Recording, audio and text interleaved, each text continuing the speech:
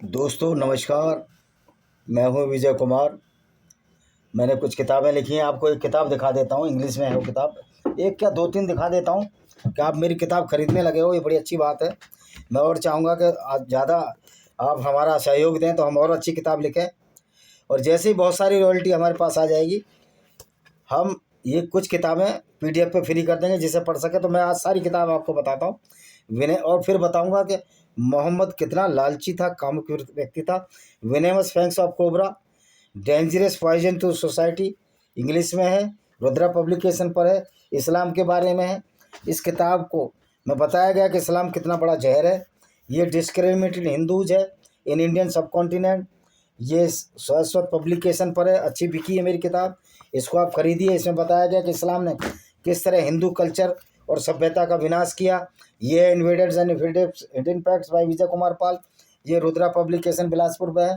इस किताब में बताया गया है कि किस तरह इस्लाम की वजह से हिंदुओं को सताया गया, और ये एक सच्चाई है। इस सच्चाई से कोई मुंह नहीं मोड़ सकता। और दूसरी किताब है मेरी,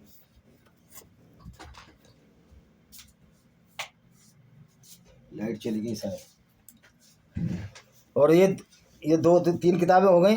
ये है paranoia of cults in Indian सब कॉन्टिनेंट, इस्लाम ने किस तरह भारतीय सभ्यता को बर्बाद किया, इसको पढ़ लीजिए, चौथी किताब है। और ये है मेरी लेमेंट ऑफ सिंजारी, बहुत अच्छी किताब है, इसको पढ़िए। ये शाश्वत पब्लिकेशन बिलासपुर पर है। इसमें बताया गया है कि अबू बकर अल बगदादी ने किस तरह गैर मुस्लिम औरतों, ख़ास तौर पर यजीदी औरतों को जो इराक में रहते थे, उनके साथ उनको लूटा, उनके साथ बलात्कार किए और उनको बाज़ारों में बेचा, जैसा कि मोहम्मद बेचता था। इसमें मोहम्मद ने कितनी औरतों को बाज़ारों में बेचा उसका विवरण है। और ये लॉस्ट पैराडाइज कश्मीर है, इस पर मेरी एक श्रृंखला चली रही है कि कश्मीर में किस तरह इस्लामी गुंडागर्दी ने कितने मंदिर तोड़े। और इस तरह मेरी एक किताब ये है पैरानोइया ऑफ इंडियन डेमोक्रेसी, किस तरह कांग्रेस ने, और अभी तो बीजेपी भी पीछे नहीं है, हिंदुओं को बेवकूफ़ बनाते रहे। और कांग्रेस ने किस तरह उन मुसलमानों का फेवर किया जो इस्लामिक गुंडागर्दी को मानते हैं। चूँकि इस्लामिक गुंडागर्दी है, मैं पहले ही कह चुका हूँ। तो ये जौहर है, किस तरह भारतीय नारियों ने अपनी इज्जत की खातिर जल जौहर किए, अग्नि जौहर किए, अपने आप को जलाया, जिंदा जलाया। तो ये किताबें हैं। और ये इस तरह मेरी 10 किताबें हैं। एक किताब शायद 3 4 5 6 7 8, 2 किताबें और हैं, मैं बताता हूँ कौन कौन सी हैं वो। 1 2 3 4 5 6 7 8, मैंने 8 किताबें आपको बताई हैं। ब्लेंडर ऑफ ब्लास्फेमी अभी मेरी इस कैटलॉग में नहीं है, कहीं रखी है, उसको भी खरीदिए। तो मैंने इतनी सारी किताबें आपको बताई, 10 किताबें आपको बताई हैं। Lost Paradise Kashmir, Blender of Blasphemy, Lament of Sinjar, इनको आप खरीदिए। ये किताब रिफ्लेक्शन है इस्लामी गुंडागर्दी का, इस्लाम को, सारी इंग्लिश में लिखी हुई हैं। अमेजॉन और फ्लिपकार्ट पर भी उपलब्ध हैं। तो कौन कौन सी मैंने किताब बताई आपको? Invaders and Hidden Fact, discriminated Hindus 2, Jauhar 3, Lost Paradise Kashmir 4, Blender of Blasphemy 5, Lament of Sinjar 6, Paranoia of Cult 7, Black Dots of Terrorism एक किताब और है, वो भी मेरे अभी कैटलॉग में नहीं, उसको दिखा दूंगा। ये सब खरीदिए। इस तरह 10 किताबें हैं। तो आज दोस्तों हम बात करते हैं मोहम्मद की। मोहम्मद किस तरह का आदमी था, किस तरह का सनकी सोल्जर था वो, और किस तरह औरतों को लूटने के लिए वो कहीं भी जाने को तैयार था। 627 के बाद, ट्रेंच वार के बाद, वो 630 में मोहम्मद तबुक पर आक्रमण करके वहाँ नीली वाले आंखों वाली लड़की को लूटने का लालच देकर मुसलमानों को लेकर युद्ध को उकसा रहा था। इस पर एक मुसलमान ने इसकी इस गंदी हरकत पर मोहम्मद को फटकार लगाई और ये नाराज़ हो गया। तो आज देखते हैं इन्हीं मोहम्मद की ही, जो इस्लाम की किताबों से देखते हैं कि मोहम्मद ये तबुक पर आक्रमण इसने कब किया और कौन व्यक्ति था जिसने मोहम्मद को फटकारा, और इतना जोर का फटकारा कि मोहम्मद उसका नाराज़ हो गया। तो दोस्तों जब ये 630 में तबुक के लिए जा रहा था, तबुक की लड़ाई के लिए जा रहा था, तो वहाँ पर तबुक जो कि मक्का से नॉर्थ में 700 किलोमीटर है। अकाबा की खाड़ी आपने देखी होगी जॉर्डन के पास, जो यूरोप का इलाका है। यूरोप और जो एनाटोलिया है, जहाँ तुर्की, जॉर्डन, इज़राइल, यूरोप मिलते हैं, वो इलाका पूरा आप समुद्र से जो टच है स्पेन तक जो जाता है, वहाँ जॉर्डन के पास इसको पूरे को हम बेंजेंटाइन एम्पायर बोलते हैं। और वहाँ एडजॉइनिंग है एशिया माइनर, जिसमें तुर्की वगैरह आती हैं, और यूरोप का हिस्सा। तो वहाँ लोगों के कलर फेयर होते जाते हैं, चाहे मैन हो या वुमेन हो, उनके दोनों के कलर फेयर होते जाते हैं। मोहम्मद चूँकि सऊदी अरब में रहता था, गर्म कंट्री में था, वहाँ काले लोग बहुत होते हैं। अब सऊदी अरब का नक्शा भी देखो तो हमारे भारत के जम्मू कश्मीर से ऊपर की तरफ नहीं है, वो नीचे की तरफ ही है, तो वहाँ बहुत गर्मी रहती है। तो मोहम्मद ने तबूक की लड़ाई में लालच दिया लोगों को कि मेरे साथ तबूक चलो। तबूक एक छोटा सा शहर था, बेंजेंटाइन यानी रोमन एम्पायर का शहर था।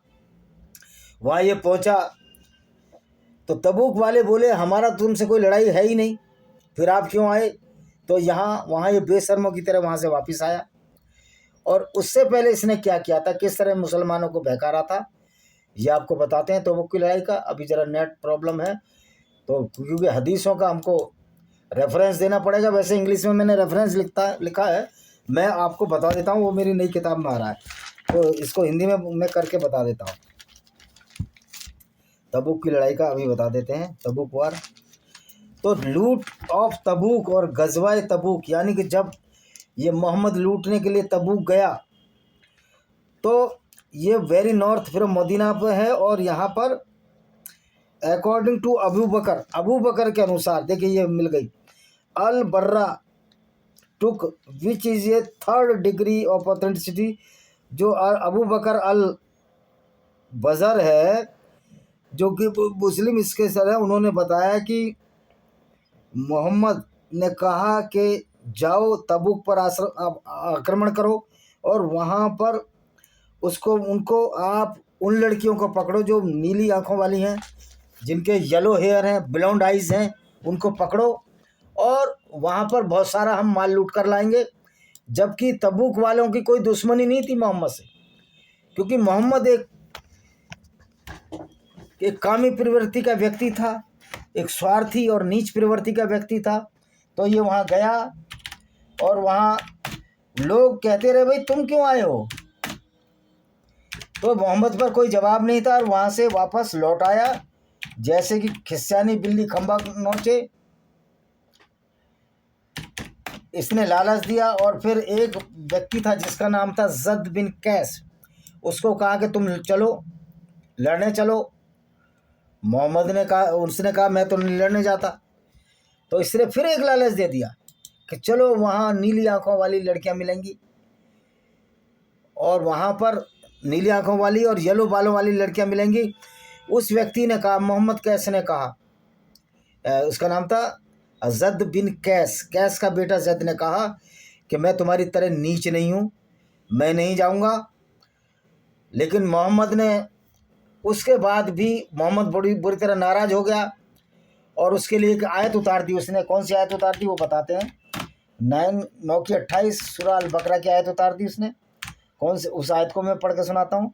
और सारे मौलानाओं को चैलेंज है, अगर मैं झूठ बोल रहा हूँ तो मेरे खिलाफ कोर्ट में जाइए, और मैं सारा आपको बता दूंगा कि तुम्हारी किताबों से ही मैंने लिया है। ये देखिए 9 की 28।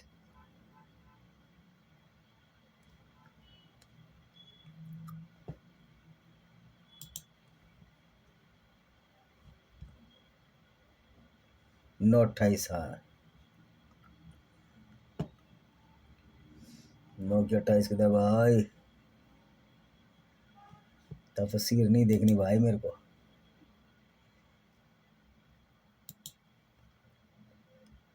अलतोबा नहीं,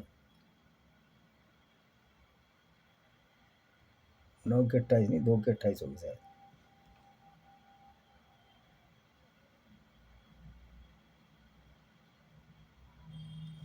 वो भी देखता हूँ यार तबूक वार का।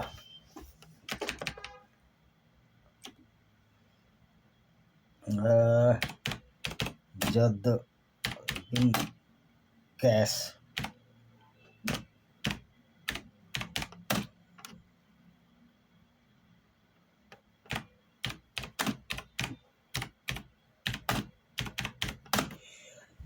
हाँ, ये अभी देखो निकाल रहा हूँ मैं, थोड़ा सा मेरे पे तैयार है लेकिन इंग्लिश में है। तो अब ये तबूक की लड़ाई के बारे में बता देते हैं। जद बिन कैस 630 ईस्वी में हजरत मोहम्मद के नेतृत्व में तबूक के युद्ध में गजवाए तबूक के दौरान मुनाफिकों यानी कपटियों में से एक था मोहम्मद के हिसाब से, जिसने चिलचिलाती गर्मी और दूर की यात्रा का बहाना बनाकर सेना में शामिल होने से इनकार कर दिया था। जबकि वास्तविकता यह है कि मोहम्मद ने उसको लालच दिया, क्योंकि वो पैसे वाला आदमी था, तो उसने कह दिया मैं तुम्हारी इस गंदी हरकत पर तुमको लानत भेजता हूँ। तबूक का अभियान क्या था? तबूक का कोई अभियान नहीं था। तबूक का युद्ध में मोहम्मद ने एक बहाना बनाया कि जो रोमन साम्राज्य है, जो बेंजेंटाइन है, वो हमारे हिस्से में लड़ने आ रहे हैं और हमारे इस्लामिक झंडे को कुचल देंगे। तो ये बहाना उसका चला नहीं मोहम्मद का, क्योंकि बेंजेंटाइन वाले बोले हमारा तो तुमसे कोई लड़ाई का इरादा नहीं है, क्योंकि बेंजेंटाइन जो रोम था वो इतनी बड़ी उसकी आबादी थी कि वो इस जंगली इलाके में जहाँ बारबरिक लुटेरा मोहम्मद रहता था वहाँ वो आते ही नहीं। तो तबूक का युद्ध क्या हुआ था? सीमाई सीरिया सीमा क्षेत्र में जॉर्डन के पास हिजर से दमिश्क जाने वाली सड़क पर एक झरने के किनारे उस विशाल और मजबूत किले को तबूक कहा जाता था। उस समय सीरिया पूर्वी रोमन साम्राज्य के उपनिवेशों में एक था, बेंजेंटाइन के अंडर था। इसकी राजधानी कॉन्स्टेंटिनोपल थी और सीमावर्ती क्षेत्र को लोग ईसाई धर्म के अनुयायी थे। कॉन्स्टेंटिनोपल को आज शायद वो बोलते हैं, तुर्की में है वो। और जिले के मुखिया सीरिया के शासन के अधीन थे और स्वयं रोमन सम्राट से सीधे आदेश प्राप्त करते थे। अरब प्रायद्वीप में इस्लाम का तेजी से प्रचार और विस्तार और हिजाज में मुसलमानों द्वारा की गई शानदार विजय हिजाज के परे क्षेत्र में देखी जाती थी। उन दिनों रोम ही ईरान का एकमात्र शक्तिशाली शत्रु था। तो मोहम्मद अब इतने ताकतवर आदमी के पास मोहम्मद लड़ने जाएगा, जो बेंजेंटाइन था वो इतना बड़ा साम्राज्य था कि उसका साम्राज्य का कोई, और फिर मोहम्मद को लड़ने की जरूरत नहीं थी। 700 किलोमीटर नॉर्थ वेस्ट में ये जा रहा है अभी तक, और अगर ये ताकतवर था तो यहाँ इसको लड़ना चाहिए था, लेकिन वो लेकिन ये वहाँ देख के डर गया और मुसलमानों ने कह दिया कि हम इसको पवित्र जिहाद बता रहे हैं। यानी कि मोहम्मद औरतें लूटने जा रहा है, उसको पवित्र जिहाद बताते हैं मुसलमान, क्योंकि जिहाद अस्कर का मतलब है औरतों की लूट, बलात्कारियों की लूट, जो गैर मुस्लिमों के साथ लूट करते थे। तो इसमें से देखो ये है 949 सूरह, मैं 9:28 देख रहा था।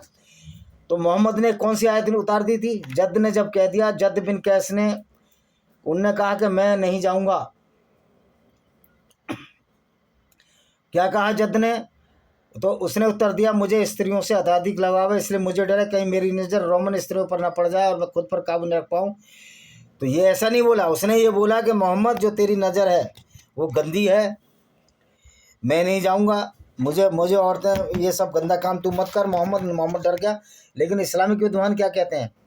मोहम्मद बिन कैस बोलता था कहीं स्त्रियों पर नज़र ना पड़ जाए, मैं खुद पर काबू ना रख पाऊँ और मेरी नज़र गंदी है। तो पैगंबर की नज़र साफ थी, जो सफिया बिन हुय्या के पति और पिता को मारकर उसके साथ 3 दिन गलत काम करता रहा। यानी कि ये मोल्ले जो है किस तरह अपने पैगंबर को, लुटेरे और बलात्कारी पैगंबर को बचाना चाहते हैं।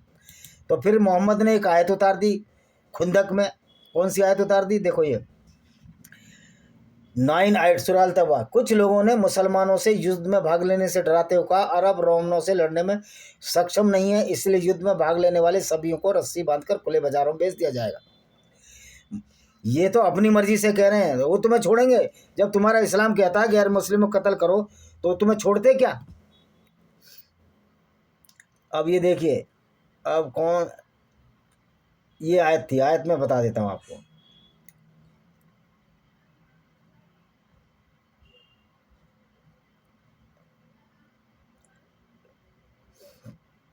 आयत सालों ने कहीं नहीं दी है।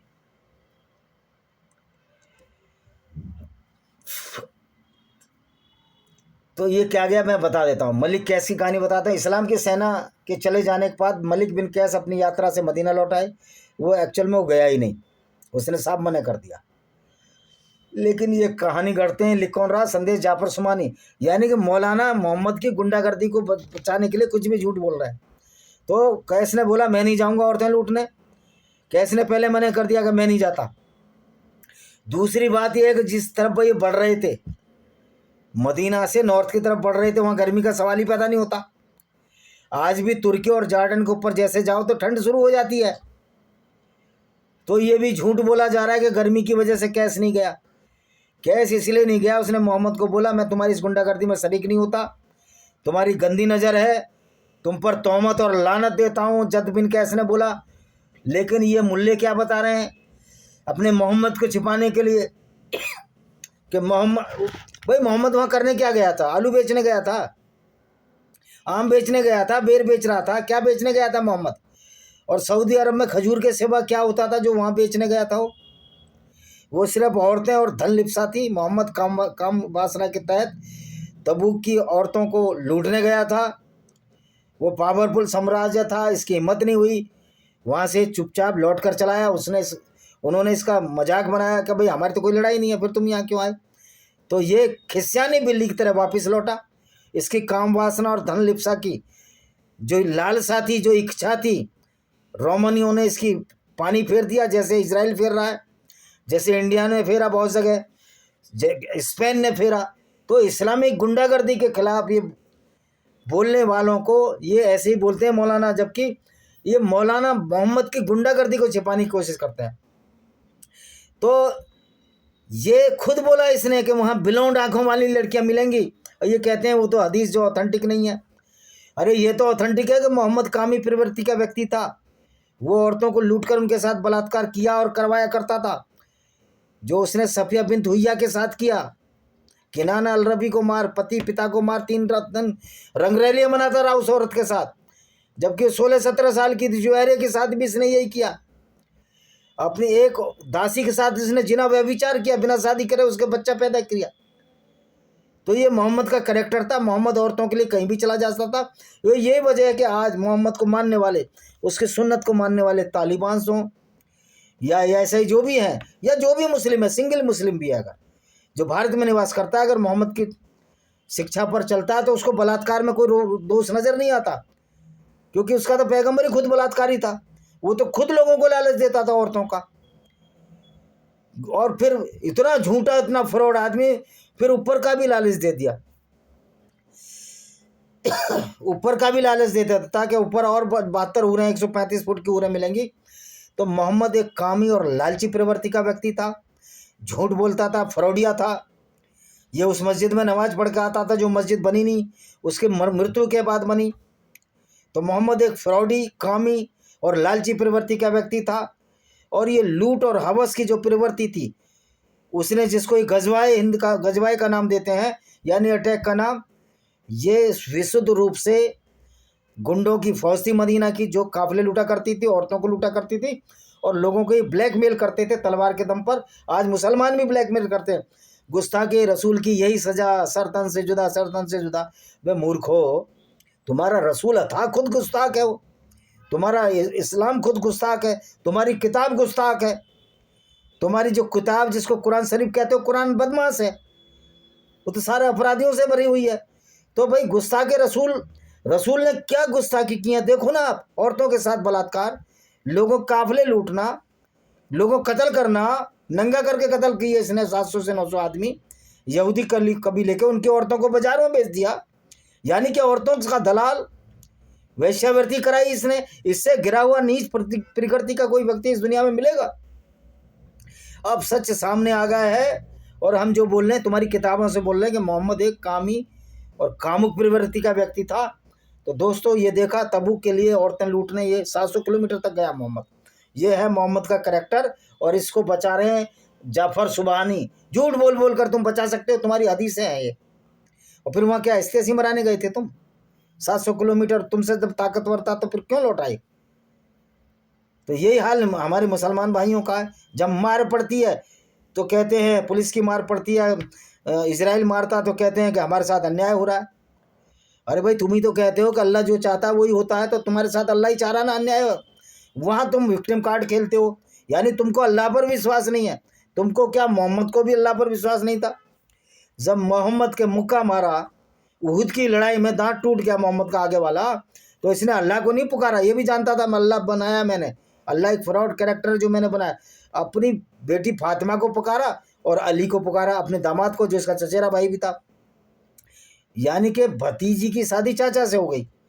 ये काम इसने किया मुफ्ती महबूबा क्या है, सईद महबूबा ने। तो इनके यहाँ कोई कैरेक्टर मॉरल वैल्यूज नहीं होती। तो चाचा को उसका दामाद को पुकार, उसको पता अल्लाह नाम कोई चीज़ नहीं है, ना कोई अल्लाह बचाने आया। तो दोस्तों मोहम्मद का कैरेक्टर इतना गंदा कैरेक्टर है कि उस कैरेक्टर को किसी भी तरह अगर कोई मुसलमान भाई उसको सुन्नत समझकर पालन करेगा, पहले मोहम्मद के कैरेक्टर को पढ़ो, अपनी किताबों को पढ़ो, आपको शर्म आ जाएगी उस मोहम्मद को पैगंबर मारने के लिए। आज एक पठान है 12 बस्सी का, वो अपनी माँ को कह रहा था अम्मा किस पर चलना चाहिए, वो बेचारी कह रही है मोहम्मद की सुन्नत पर चलना चाहिए। उस बेचारी को क्या पता कि मोहम्मद की शिक्षा क्या है। वो लुटेरा और बलात्कारी कामुक प्रवृत्ति का व्यक्ति था, औरतें लूटने बहुत 700 किलोमीटर तक जाने को तैयार था। आज उसी मुसलमान ने फेसबुक करवाकर इस्लाम छोड़ दिया। वो अफगानिस्तान से आए हुए लोग हैं जो बुलंदशहर जिले में 12 बस्ती गाँव है, जहाँ का मोहम्मद आरिफ खान भी है। मोहम्मद आरिफ खान भी समझते हैं कि हमारा पैगंबर लुटेरा था, इसलिए कभी इस्लाम की तारीफ नहीं करते। और कोई भी शर्मदार व्यक्ति पैगंबर मोहम्मद की तारीफ नहीं करेगा, और जो पैगंबर मोहम्मद की तारीफ करेगा उसके मन में भी उसी तरह की इच्छाएं होंगी, अपराध करने की, बलात्कार करने की, कत्ल करने की, लूटने की, जो कि मोहम्मद किया करता था। तो ये वीडियो है, इसको शेयर करिए, चैनल को सब्सक्राइब करिए, बेल आइकन दबाइए ताकि आने वाले दिनों में नोटिफिकेशन मिल सके। वंदे मातरम, जय हिंद, आपका दिन शुभ हो।